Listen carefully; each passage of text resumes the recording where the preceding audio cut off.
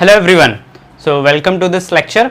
अभी तक हमने एपी चैप्टर जो हम पढ़ रहे हैं उसका इंट्रोडक्शन वीडियो कंप्लीट कर लिया था और अब हम एक्सरसाइज 5.1 देखेंगे। तो अगर आपने वो वीडियो नहीं देखा है तो लिंक्स डिस्क्रिप्शन बॉक्स में है, आप जाके चेकआउट कीजिए।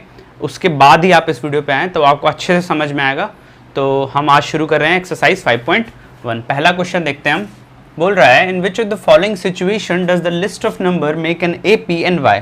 बोल रहा है ये जितनी भी सिचुएशंस गिवन है इसमें जो लिस्ट ऑफ नंबर्स हैं वो एपी कब बनाएंगे और क्यों। ठीक है, तो एपी के लिए इंपॉर्टेंट कंडीशन मैंने आपको बताई थी इंट्रोडक्शन वीडियो में। वो क्या है बेटा, एपी तभी फॉर्म होती है जब सीरीज ऑफ नंबर के बीच में कॉमन डिफरेंस की वैल्यू सेम हो। ठीक है, तो देखते हैं पहला केस। क्वेश्चन नंबर 1 का ए पार्ट बोल रहा है the taxi fare after each kilometre. हमको टैक्सी का किराया निकालना है हर किलोमीटर के बाद। ठीक है, अगर आप 1 किलोमीटर चल रहे हो तो आपको कितना पे करना, आप 2 किलोमीटर चल रहे हो तो कितना पे करना, 3 चल रहे हो तो कितना पे करना। तो बोल रहा है taxi fare after each kilometre when the fair is ₹15 for the first kilometre. 1 kilometre आप चलोगे, फर्स्ट किलोमीटर के लिए आपको 15 रुपीज पे करने होंगे and ₹8 for each additional kilometre. और उसके बाद जितने किलोमीटर आप एक्स्ट्रा चलोगे उसका 8 रुपए पर किलोमीटर के हिसाब से जुड़ता जाएगा। मतलब आप 1 किलोमीटर चलोगे 15 रुपए, आगे जितने किलोमीटर और चलोगे, जैसे 2 चलोगे तो 8 रुपए जुड़ जाएगा, 3 चलोगे तो 2 बार 8 रुपए जुड़ जाएगा, 4 चलोगे तो 3 बार 8 रुपए जुड़ जाएगा। ठीक है, तो देखते हैं ये एपी बना रहा है या कि नहीं। तो लिखते हैं हम यहाँ पे फर्स्ट किलोमीटर के लिए, फर्स्ट किलोमीटर के लिए कितना फेयर पे करना पड़ेगा। फर्स्ट किलोमीटर के लिए पे करना पड़ेगा 15 रुपीज। ठीक है, अच्छा सेकंड किलोमीटर के लिए, अब फर्स्ट के लिए 15, एक एक्स्ट्रा चले ना तो 8 रुपए एक्स्ट्रा। मतलब अगर आप 2 किलोमीटर ट्रेवल करोगे तो आपको 23 पे करने होंगे। थर्ड किलोमीटर के लिए आपको क्या करना पड़ेगा, आप 2 किलोमीटर का 23 रुपए दे चुके हो, आप और एक्स्ट्रा चल रहे हो किलोमीटर, एडिशनल किलोमीटर एक्स्ट्रा है ना, तो 23 + 8 एंड सो ऑन। इसी तरीके से ये सीरीज चलती जाएगी। तो हम देख लेते हैं क्या ये एपी फॉर्म कर रहा है। तो सीरीज ऑफ नंबर्स हमारी क्या है, 15, 23 एंड 31। अगर हम आगे लिखना चाहें तो अगर हम 4th किलोमीटर की बात करेंगे तो 31 + 8 39 हो जाएगा। ठीक, अब देखते हैं क्या ये एपी बना रहा है। देखो बेटा, ये हो गया +8 एंड +8। जब हम आगे बढ़ रहे हैं तो +8 जुड़ रहा है। ठीक है, +8 का एडिशन हो रहा है। इट मीन्स ये एपी बना रहा है। क्यों, कॉमन डिफरेंस की जो वैल्यू है वो 8 है। तो इसको हम लिखेंगे कैसे, हम लिखेंगे, मान लो ये A1 टर्म है, ये A2 है, ये A3। अगर ये क्वेश्चन एग्जाम में आ जाए तो हम कैसे लिखेंगे, क्योंकि उन्होंने ये भी पूछा है कि एपी बना रहा है या नहीं।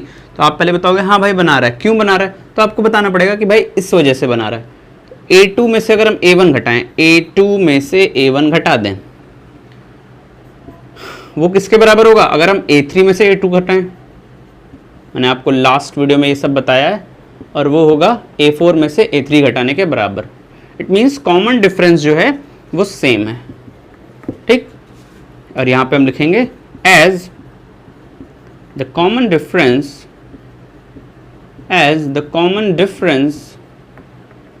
is same, so the numbers form an AP।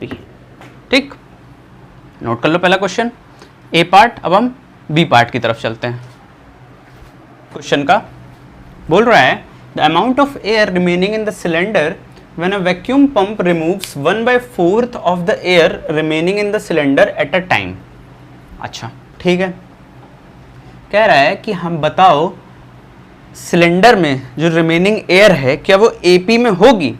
कब, जब एक वैक्यूम पंप क्या होता है, एयर को सक करता है। ठीक है, वैक्यूम पंप रिमूव कर दे रहा है 1/4 of the air remaining in the cylinder at a time.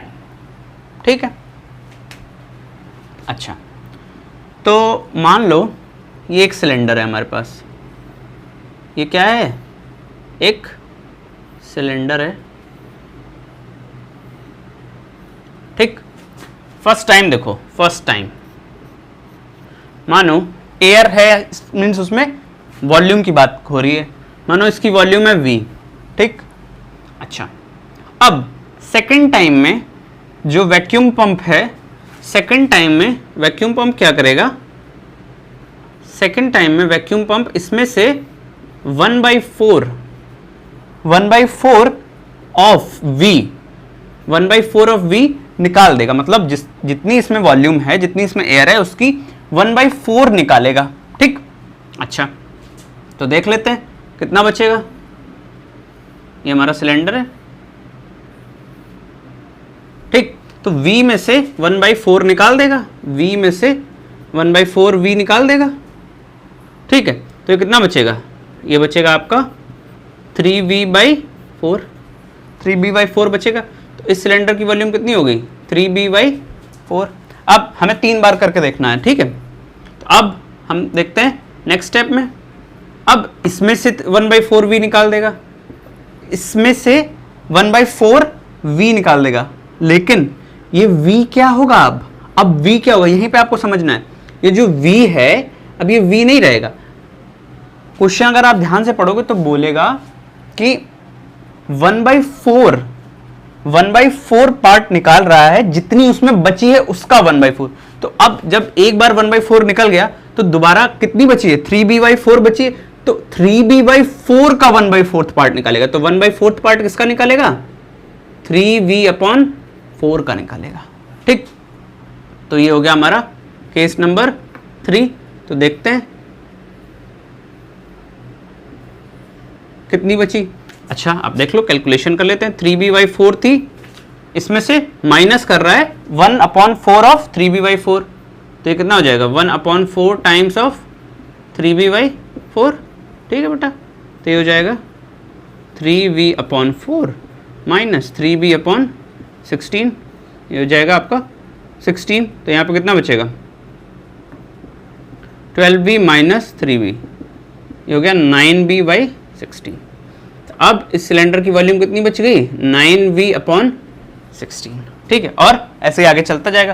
तो अब हमें देखना है कि जो सिलेंडर की जो वॉल्यूम है, एयर है, क्या वो AP में है या नहीं है, ठीक है।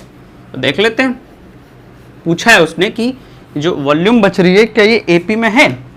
तो देखो सीरीज क्या बन रही है, V 3V/4 और 9V/16, ठीक। AP में होने के लिए कंडीशन क्या इंपॉर्टेंट है कि इन दोनों के बीच में कॉमन डिफरेंस सेम होना चाहिए। मींस इसमें से इसको जब हम घटाएं और जब इसमें से इसको घटाएं तो वैल्यू सेम मिलनी चाहिए। मानो ये A1 है बेटा, ये A2 है और ये A3 है। आई होप आपको समझ आ रही होंगी चीज़ें। तो A2 में से A1 को जब आप घटाओगे, A2 में से आप A1 को घटाओ, A2 माइनस A1, क्या वैल्यू मिलेगी करके देख लेते हैं।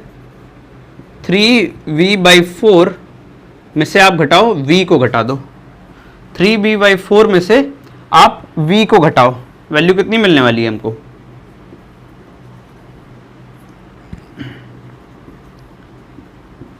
वैल्यू मिलने वाली है आपको -V/4। इट मीन्स इसमें से जब इसको घटा रहे हैं तो -V/4 वैल्यू मिल रही है। अब जब इसमें से इसको घटाएं तब हमें -V/4 ही वैल्यू मिलनी चाहिए। तो देख लेते हैं, A3 माइनस A2 करो, A3 माइनस A2 करो, 9B/16 माइनस 3B/4, वैल्यू कितनी, ये हो गई 16, ये हो गई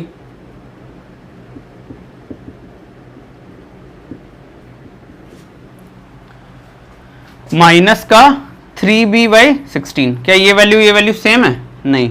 इट मीन्स हम क्या लिखेंगे, it means A2 minus A1 is not equal to A3 minus A2। So volume of air in cylinder is not in AP। Note कर लो इसको। अब हम देखते हैं C पार्ट। बोल रहा है the cost of digging a well after every metre of digging when it costs rupees 150 for the first meter and rises by rupees 50 for each subsequent meter। बोल रहा है वेल को डिग करने की कॉस्ट बताओ। जब अगर आप 1 मीटर डिग करोगे, अगर आप 1 मीटर डिग करोगे तो आपको 150 रुपीज़ पे करने पड़ेंगे, और उसके बाद आप जितने भी मीटर्स डिगिंग करोगे आपको 50 रुपीज़ एक्स्ट्रा देना पड़ेगा। जैसे आपने टैक्सी वाला क्वेश्चन देखा था, पहले किलोमीटर के 15 रुपये, और आप जितने एक्स्ट्रा किलोमीटर चलोगे उसके 8 रुपीज़ आपको एक्स्ट्रा देने पड़ेंगे। तो देख लेते हैं ये क्वेश्चन एपी में है या नहीं।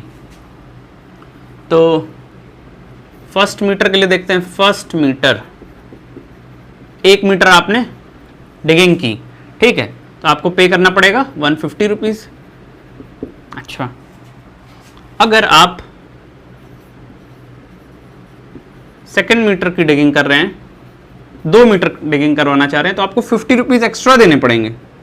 150 तो आप 1 मीटर का दे रहे थे, अब आप 50 रुपीज़ और दोगे, 200 रुपये हो गए। आपको थर्ड मीटर की डिगिंग करनी है, बहुत सिंपल क्वेश्चन है बेटा ये। तो आप 200 रुपये दे चुके हो 2 के, अब 1 के और एक्स्ट्रा 250 रुपीज़, ठीक। तो देख लेते हैं 150, 200 और 250 क्लियरली दिख रहा है ये नंबर्स एपी में हैं, क्योंकि कॉमन डिफरेंस कितना है, 50 का है। Common difference is of 50। हम यहाँ पे लिख सकते हैं A2 minus A1 is equals to A3 minus A2, ठीक है। So cost of digging well is in AP. Note this question, it's a very simple one. Last part देखते हैं इस क्वेश्चन का। बोल रहा है amount of money in account every year when rupees 10,000 is at compound interest of 8% per annum, ठीक है। Compound interest का फॉर्मूला आपने पढ़ रखा होगा। कंपाउंड इंटरेस्ट का फॉर्मूला होता है, कंपाउंड इंटरेस्ट आपको निकालना है तो अमाउंट, जो आपको अमाउंट मिलेगा एक सर्टेन नंबर ऑफ ईयर्स के बाद, वो होता है प्रिंसिपल 1 प्लस R अपॉन 100 इन पावर T, ठीक। जहाँ पे ये होता है हमारा प्रिंसिपल अमाउंट, प्रिंसिपल अमाउंट, ठीक है। ये होता है रेट ऑफ इंटरेस्ट, और ये होता है कितने सालों तक आपने पैसे जमा किए, टाइम पीरियड, और ये होता है time period, rate of interest per annum होता है ये। अच्छा, सिंपल क्वेश्चन है। आपको पूछ रहा है कि जो अमाउंट मिल रहा है, क्या वो हर साल जो अमाउंट मिल रहा है क्या वो एपी में होगा। तो देख लेते हैं प्रिंसिपल अमाउंट कितना जमा किया, 10,000 रुपीज़ जमा किए, तो फर्स्ट ईयर में आपको कितना मिलेगा 10,000, 1 प्लस रेट ऑफ इंटरेस्ट कितना दे रखा है 8% बाई 100, और टाइम पीरियड कितना, पहली साल में टाइम पीरियड 1 ईयर, तो ये हो गया हमारा फर्स्ट टर्म। अगर मैं दूसरे टर्म की बात करूं तो सेकंड ईयर में कितना मिलेगा अमाउंट, सेकंड ईयर में अमाउंट मिलेगा, देखो प्रिंसिपल की जगह पे 10,000, 1 plus rate of interest same, और टाइम कितना कर दिया 2 साल का। ऐसे ही हम तीसरा देख लेते हैं 10,000, 1 प्लस 8/100, और ये 3 इयर्स के लिए। अच्छा, ये फर्स्ट टर्म है, ये सेकंड टर्म है, ये थर्ड टर्म है। आपको क्लियरली दिख रहा होगा कि अगर आप इसमें से इसको सब्ट्रैक्ट करोगे और इसमें से इसको सब्ट्रैक्ट करोगे तो वैल्यू सेम नहीं आएगी, क्योंकि ये 1 प्लस 8/100 है। आप खुद देखो ना, ये आपको पूरा करके नहीं दिखाना, इसको सॉल्व करके नहीं दिखाना। आप ये देखो 100 प्लस 8, 108/100 है ये, और ये 108/100 का स्क्वायर है तब मल्टीप्लाई हो रहा है, और ये 108/100 का क्यूब है तब मल्टीप्लाई हो रहा है। तो इसमें से इसको घटाओगे और इसमें से इसको घटाओगे तो वैल्यू सेम नहीं मिलेगी। तो हम क्या लिख सकते हैं, A1 A2 माइनस A1, इसमें से इसको घटाने पे और इसमें से इसको घटाने पे वैल्यू सेम नहीं मिल रही है, कॉमन डिफरेंस सेम नहीं है। सो compound interest is not in AP. इस क्वेश्चन को आप नोट कर लो। तो ये हो गया हमारा फर्स्ट पार्ट। अब हम सेकंड क्वेश्चन की तरफ चलते हैं। क्वेश्चन नंबर 2 देखते हैं बेटा। बहुत ही सिंपल क्वेश्चन है। बोल रहा है write first 4 terms of the AP when first term A and common difference D are given as follows. हमें बोल दिया गया है कि ये नंबर्स ऑलरेडी एपी में हैं, इनका फर्स्ट टर्म हमें दे दिया गया है और कॉमन डिफरेंस डी की वैल्यू दे दी गई है, हमें फर्स्ट 4 टर्म्स लिखने हैं। तो हम देख लेते हैं, बहुत ही ज़्यादा सिंपल क्वेश्चन है ये। पार्ट नंबर 1 देख लेते हैं। ए की वैल्यू 10 है और डी की वैल्यू भी 10 है, तो लिख लेंगे हम।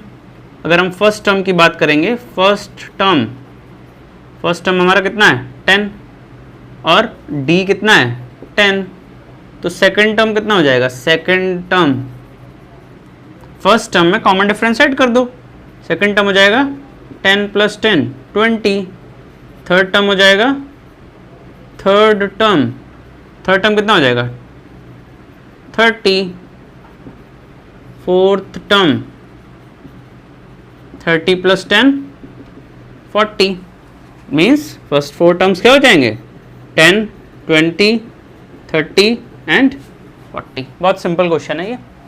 सेकंड क्वेश्चन देख लेते हैं। a की वैल्यू दे रखी है -2 और d की वैल्यू दे रखी है 0। a की वैल्यू -2 और d की वैल्यू 0। अब तो मैं डायरेक्ट भी लिख सकता हूं, तो सेकंड टर्म लिखना है। फर्स्ट टर्म हो गया -2, सेकंड टर्म -2 में 0 ऐड कर दो, -2 में 0 ऐड कर दो, -2 ही आएगा। फिर इस -2 में 0 ऐड करो, इट मीन्स -2 -2 -2 एंड -2 सेम, ठीक है, क्योंकि कॉमन डिफरेंस की वैल्यू 0 है। थर्ड पार्ट देख लेते हैं। थर्ड पार्ट बोल रहा है a की वैल्यू 4 है और d की वैल्यू -3 है। a की वैल्यू 4 है और d की वैल्यू -3 है, तो a = 4 and d = -3। Simple question.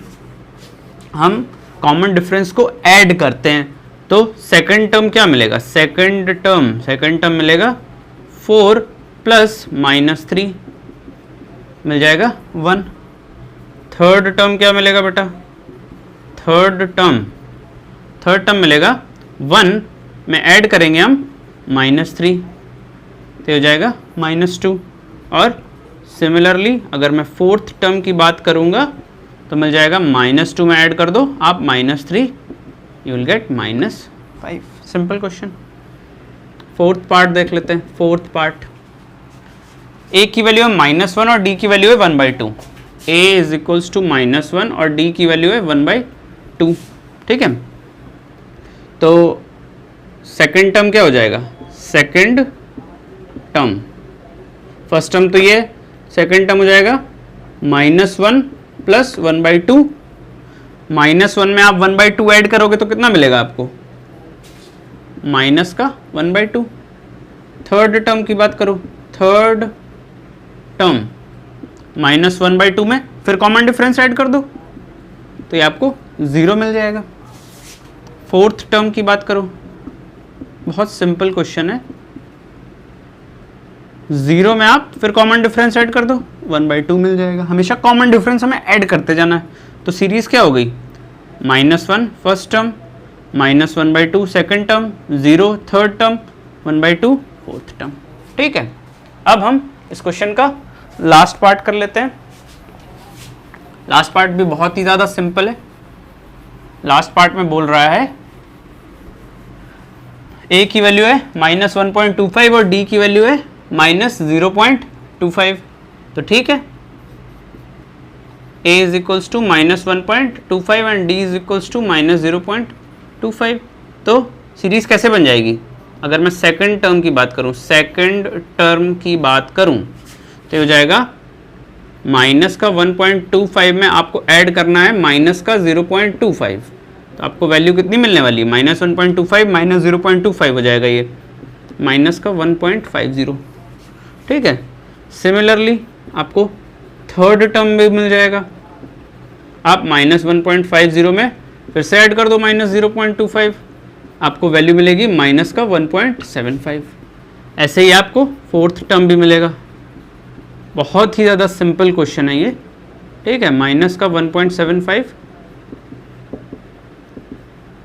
You will get the answer as -2। तो AP क्या हो गई, फर्स्ट 4 टर्म्स क्या हो गया बेटा, -1.25 -1.5 -1.75 और -2। नोट कर लो इस क्वेश्चन को, ठीक है बेटा। तो अब हम देख लेते हैं अपना थर्ड क्वेश्चन। हमें फर्स्ट टर्म निकालना है और कॉमन डिफरेंस निकालना है। बहुत ही सिंपल क्वेश्चन है। फर्स्ट पार्ट कर रहा हूं मैं इसका। फर्स्ट टर्म आपको फर्स्ट पार्ट में दिख रहा है, फर्स्ट टर्म कितना है 3, डायरेक्ट लिख दो a की वैल्यू 3। कॉमन डिफरेंस चाहिए, कॉमन डिफरेंस चाहिए, हम क्या करते हैं सेकंड टर्म में से फर्स्ट टर्म को घटा लेते हैं या फिर थर्ड में से सेकंड को घटा लेते हैं, क्योंकि ये AP है तो कॉमन डिफरेंस ऑलरेडी सेम होगा। ठीक है, तो आप इसमें से इसको घटा दो, 1 - 3, 1 - 3, कॉमन डिफरेंस की वैल्यू कितनी मिल गई -2। बहुत सिंपल क्वेश्चन है। सेकंड पार्ट आप देख रहे हो -5, -1, 3 और 7, तो A तो ऑलरेडी दिख रहा है आपको -5। ठीक, आपको कॉमन डिफरेंस चाहिए जिसको कि मैं CD से डिनोट कर रहा हूँ, तो आप क्या करो -1 में से माइनस कर दो -5, तो आपको आंसर क्या मिल जाएगा -1 + 5 दैट इज 4। बहुत सिंपल क्वेश्चन है। थर्ड पार्ट देख लेते हैं। जैसा कि आपको दिख रहा है 1/3, 5/3, 9/3 और 13/3। तो अब आप क्या करोगे, A की वैल्यू आप डायरेक्ट लिख दो 1/3 और आपसे कॉमन डिफरेंस की वैल्यू पूछी है, कॉमन डिफरेंस पूछा है, आप घटा दो सेकंड टर्म में से फर्स्ट टर्म को आप घटा दो, आपको वैल्यू मिल जाएगी 4/3। फोर्थ पार्ट देख लेते हैं। 0.6, 1.7, 2.8 और 3.9। ठीक है, A की वैल्यू गिवन है 0.6 लिख दिया, कॉमन डिफरेंस की वैल्यू 1.7 में से 0.6 को सब्ट्रैक्ट कर दो, answer is 1.1। Please note this question. अब हम देखते हैं अपना क्वेश्चन नंबर 4।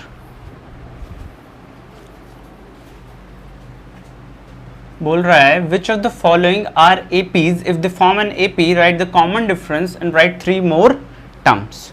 पूछ रहा है क्वेश्चन में कि क्या ये जो नंबर्स हैं क्या ये AP फॉर्म कर रहे हैं, पहले तो ये चेक करो, और अगर AP फॉर्म कर रहे हैं तो कॉमन डिफरेंस की वैल्यू बताओ और नेक्स्ट 3 टर्म्स भी लिखो। तो हम पहले इस क्वेश्चन में टोटल 15 पार्ट्स हैं, तो पहले हम 5 पार्ट्स देखते हैं शुरू के। तो फर्स्ट पार्ट की अगर मैं बात करूं, फर्स्ट पार्ट की, ठीक है, बहुत सिंपल है।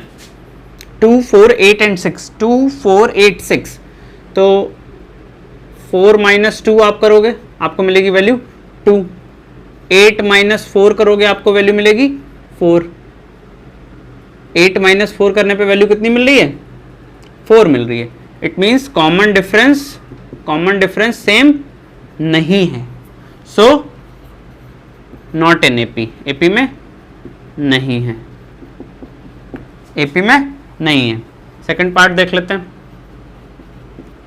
एक बार भी अगर कॉमन डिफरेंस गड़बड़ हो गया, अगर एक बार भी कॉमन डिफरेंस गड़बड़, आपको हर कॉमन डिफरेंस को चेक करना होगा, अगर एक बार भी कॉमन डिफरेंस की वैल्यू गलत आई इट मीन्स कि वो AP में नहीं होगा। अब देखो फर्स्ट टर्म है 2, सेकंड टर्म है 5/2, तो 5/2 में से 2 को घटाओ, 5/2 में से 2 को घटाओ, आंसर कितना मिलेगा 1/2। फिर नेक्स्ट टर्म क्या है 3 है, तो 3 में से आपको घटाना होगा 5/2 को, तो वैल्यू कितनी मिलेगी 2, 3 6 - 5 1/2। फिर नेक्स्ट क्या है 7/2, तो 7/2 में से आपको घटाना होगा 3 को, वैल्यू कितनी मिलेगी 2, 3 6, 7 - 6/2 दैट इज 1/2। तो ये numbers common difference is same, common difference is same, तो ये नंबर्स AP में हैं। और बोल रहा है राइट 3 मोर टर्म्स, तो 3 मोर टर्म्स हमें लिखने हैं। अभी तक हमारे पास सीरीज क्या थी 2, 5/2, 3 और 7/2। अब हर टर्म में 1/2 का एडिशन हो रहा है, तो हमें 7/2 में 1/2 का एडिशन करना होगा, तो हम कर लेते हैं 7/2 + 1/2, 7/2 + 1/2 कितना हो जाएगा 8/2 दैट इज 4। और एक टर्म और लिखना है, तो 4 + 1/2 आप करके देख लो कहीं पे, ठीक है, तो ये हो जाएगा 9/2। एक टर्म और लिखना है 9/2 में 1/2 ऐड करना, 9/2 + 1/2 इज 10/2, 10/2 इज 5। तो ये हो गए 3 मोर टर्म्स। ठीक है, अब देखते हैं हम third part of the question देख लेते हैं। A की वैल्यू गिवन है -1/2, A की वैल्यू गिवन है -1/2 और आगे टर्म्स है -3/2, -5/2, -7/2। तो देख लेते हैं, सेकंड में से फर्स्ट को घटाओ, सेकंड में से फर्स्ट को सब्ट्रैक्ट करो, माइनस ऑफ 1/2। आंसर हमें कितना मिलने वाला है? आंसर हमें मिलने वाला है -3/2 प्लस 1/2। आंसर मिलेगा माइनस का 2। फिर नेक्स्ट टर्म करो, माइनस का 5/2 में से आपको सब्ट्रैक्ट करना है -3/2, तो -5/2 प्लस 3/2, फिर से आंसर मिल गया आपको -2। फिर नेक्स्ट टर्म कर लेते हैं, -7/2 में से माइनस करना है हमें माइनस का 5/2, तो हमें -7/2 प्लस 5/2, फिर से आंसर मिल गया -2।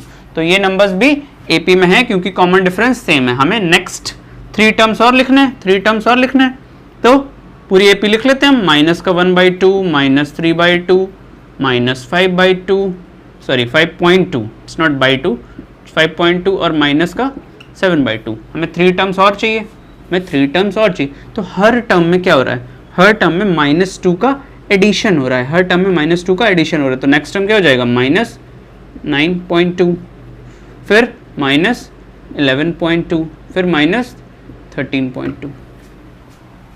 क्वेश्चन नंबर 4 देख लेते हैं। क्वेश्चन नंबर 4 देखते हैं। -10 -6, तो सब्ट्रैक्ट करते हैं -6 में से -10 को, सेकेंड टर्म में से फर्स्ट टर्म को घटाना है। तो आंसर हमें क्या मिलेगा? आंसर हमें मिलने वाला है -6 + 10, -6 + 10 यू विल गेट 4। फिर नेक्स्ट टर्म क्या है? -2, तो आप -2 में से -6 को सब्ट्रैक्ट करो, -2 + 6 you will get 4, and then next one is 2, तो 2 minus of -2 you will get again 4। Common difference same है, तो ये भी एपी में है, ये भी एपी में है। जो एपी में है उसको मैं टिक कर दे रहा हूँ, ये भी एपी में। नेक्स्ट टर्म्स लिखने हैं, 3 टर्म्स और चाहिए हमें, ठीक है। तो हम पहले पूरी एपी लिख लेते हैं, -10 -6 -2 और 2। अब हर टर्म में क्या हो रहा है बेटा? कॉमन डिफरेंस 4 है, इट मीन्स हर टर्म में 4 का एडिशन हो रहा है। 4 ऐड कर दो, 2 + 4 6, 6 + 4 10, 10 + 4 14। नोट कर लो इस क्वेश्चन को। देखते हैं अपना नेक्स्ट पार्ट नंबर 5। बहुत ही ज़्यादा सिंपल क्वेश्चंस हैं ये सिर्फ आपके कॉन्सेप्ट बिल्डिंग के लिए हैं, ठीक है। तो अच्छे से देख लो इनको।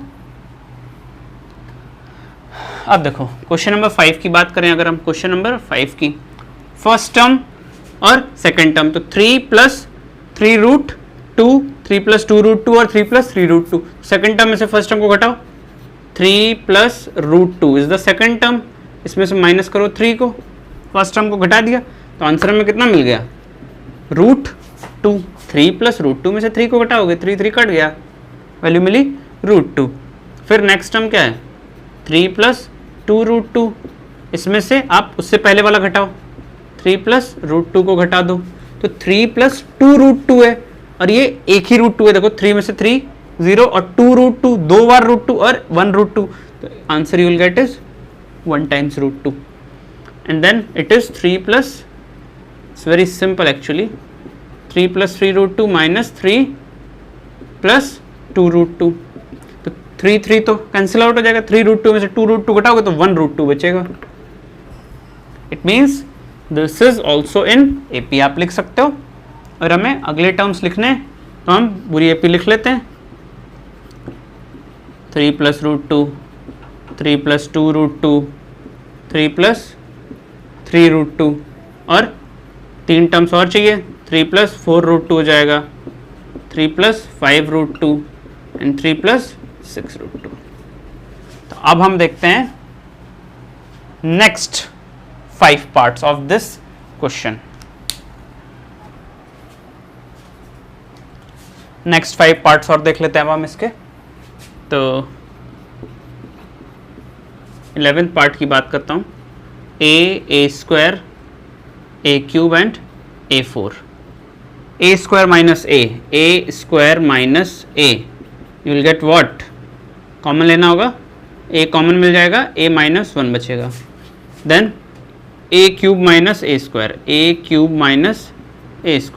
a² कॉमन आ जाएगा, a² common, a - 1 common difference not same, so this is not in AP, ठीक है। नेक्स्ट क्वेश्चन देखते हैं। क्वेश्चन नंबर 12 बोल रहा है √2, √8, √18 और 32।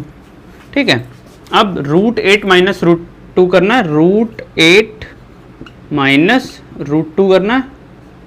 ठीक है, तो रूट 8 को कितना लिख सकते हो? रूट 8 को आप लिख सकते हो कुछ इस तरह से, 2 इंटू 2 इंटू 2 माइनस रूट 2। तो ये क्या वैल्यू मिलेगी मुझे? ये वैल्यू मिलेगी मुझे, this is common, so will get 2 root 2 minus root 2, root 2 मिल जाएगा मुझे। अब रूट 18 में से रूट 8 को घटाना है, रूट 18 में से माइनस कर लेते हैं। तो रूट 18 को मैं क्या लिख सकता हूँ? इसको लिख सकता हूँ मैं 3 इंटू 3 9 इंटू 2 18 माइनस, हमें क्या करना है? रूट 8, और रूट 8 की वैल्यू कितनी लिखी है अभी मैंने? 2 रूट 2 लिखी, 2 रूट 2। तो ये वैल्यू कितनी हो जाएगी बेटा? कॉमन, इसको मैं लिख दूंगा 3 root 2 minus 2 root 2, you will get root 2 is the answer. अब आगे क्या है? Root 32 minus root 18। तो रूट 32 को मैं क्या लिख सकता हूँ?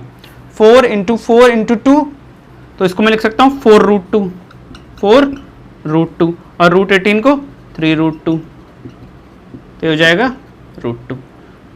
Common difference is same, so these numbers are in AP. I hope आपको ये कॉन्सेप्ट समझ में आ रहा होगा। हर बारी रूट 2 ऐड होता जा रहा है, रूट 2 की वैल्यू ऐड होती जा रही है। तो अब हमें क्या करना है? अब हमें, क्योंकि ये नंबर्स एपी में हैं, तो हमें इनका नेक्स्ट 3 टर्म्स भी लिखने होंगे, तो हम लिख लेते हैं। मैं इसको रब कर देता हूं,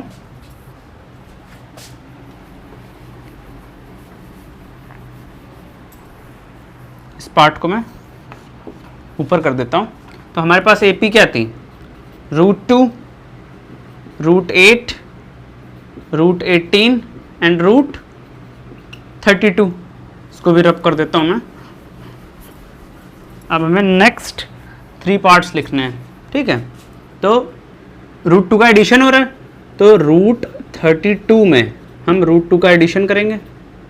रूट 32 क्या था बेटा? रूट 32 था 4 रूट 2, 4 रूट 2 था, 4 रूट 2 में रूट 2 ऐड कर लो, ये मिल गया आपको 5 रूट 2।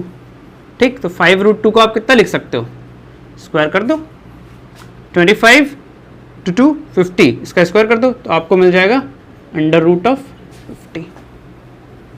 अच्छा, ये तो हो गया एक टर्म, हमें 3 टर्म चाहिए। तो अब हम 5 रूट 2 में फिर ऐड करेंगे एक बार और रूट 2, तो मिल जाएगा 6 रूट 2। इसको हम कितना लिख सकते हैं? ठीक है, अब 6 रूट 2 में फिर से ऐड करेंगे रूट 2, विल गेट 7 रूट 2, और इसको हम कितना लिख सकते हैं? Under root of 98। ठीक है, तो अब हम कर लेते हैं नेक्स्ट क्वेश्चन। आई होप आपने इसको नोट कर लिया होगा। कुछ है नहीं इन क्वेश्चंस में, बस कैलकुलेशन स्किल्स चेक हो रही है आपकी और कॉन्सेप्ट बिल्ड करने की कोशिश की जा रही है। ठीक है, तो अब हमने कर लिया है क्वेश्चन नंबर 12 तक कर लिया। देखते हैं क्वेश्चन नंबर 13। क्वेश्चन नंबर 13 देख लेते हैं। कह रहा है root 3, root 6, root 9 and root 12। ठीक, तो रूट 6 में से रूट 3 घटाओ, रूट 6 माइनस रूट 3। कैसे करोगे इसको आप? रूट 6 को आप कितना लिख सकते हो? रूट 6 को आप लिख सकते हो 3 into 2 minus root 3। Root 3 common मिल रहा है, रूट 3 इज कॉमन, तो अंदर कितना बच जाएगा? रूट 2 बचेगा माइनस 1। अच्छा, अब हम करेंगे रूट 9 माइनस रूट 6। तो रूट 9 क्या होता है? Under root of 9 is 3, 3 minus root 6 करना है हमें। 3 को मैं कितना लिख सकता हूं? इसको इसमें से अगर आपको घटा के देखना है तो आप 3 को लिख दो रूट 3 इंटू रूट 3, और रूट 6 को लिख दो रूट 3 इंटू 2। 3 को आप रूट 3 इंटू रूट 3 लिख सकते हो ना, और √6 को आप √3 × 2 लिख सकते हो। अगर मल्टीप्लिकेशन होता है रूट में तो अलग अलग करके हम लिख सकते हैं, ठीक है। तो ये वैल्यू कितनी मिल जाएगी हमें, √3 हमें कॉमन मिल रहा है, इसको √3 × 2 को मैं ये भी तो लिख सकता हूँ √3 × √2, ठीक है। तो √3 हमें कॉमन मिल रहा है, ये सब बेसिक मैथमेटिक्स है। √3 हमें कॉमन मिल रहा है तो अंदर क्या बच रहा है, √3 - √2। Clearly common difference is not same, so these numbers are not in AP. आपको आगे करने की जरूरत नहीं है। और ठीक, क्वेश्चन नंबर मैं 14 कर देता हूं अब। 1 square 3 square 5 square and 7 square, 1 square 3 square 5 square and 7 square. Clearly 1 square is 1, 3 square is 9, this is 25 and this is 49। ठीक है बच्चों, 9 - 1, 9 - 1 is 8 and 25 - 9 is what? This is 16. Clearly दिख रहा है common difference is not same, so this is also not in AP. 15th question देख लेते हैं, last question. 1 square 5 square 7 square and 73 देख लेते हैं इस क्वेश्चन को। 1 square is 1, 25, 7 square is 49 and 73। 25 में से 1 गया, आंसर आया 24। 49 में से 25 गया, यू विल गेट 24। और 73 में से 25 जाएगा, सॉरी 73 में से 25 नहीं, 73 में से 49, so again you will gate 24। Common difference same है, इसलिए ये एपी में हैं। हमें नेक्स्ट 3 टर्म्स और लिखने, तो 73 में हम 24 ऐड कर देंगे, 73 + 24 वैल्यू कितनी मिल जाएगी हमें, 97। फिर हमें और टर्म चाहिए तो हम फिर से ऐड कर देंगे, 97 + 24 वैल्यू हमें कितनी मिलने वाली है, विल गेट 121। ठीक, और सिमिलरली हमें एक टर्म और चाहिए, तो 121 + 24, तो विल गेट 145। आई होप अगर आपको यहाँ पे दिख ना रहा हो तो मैं यहाँ पे लिख देता हूँ नेक्स्ट 3 टर्म्स, 97, 121 एंड 145। ठीक है, तो आई होप आपको अच्छे से समझ में आया होगा। पूरी एक्सरसाइज खत्म हो गई, एक्सरसाइज 5.1। आप कोशिश करना कि अच्छे से कॉन्सेप्ट को बिल्ड कर सको, ऐसा नहीं कि बस वैल्यूज निकाली। इस एक्सरसाइज का मेन मोटिव कैलकुलेशन पार्ट को चेक करना और आपका कॉन्सेप्ट बिल्ड करना था कि आप कॉमन डिफरेंस से, फर्स्ट टर्म से और एपी में टर्म्स कैसे लिखे जाते हैं, इनसे आप वाकिफ हो जाओ। ठीक है, तो मिलते हैं अपने नेक्स्ट वीडियो में, तब तक के लिए थैंक यू।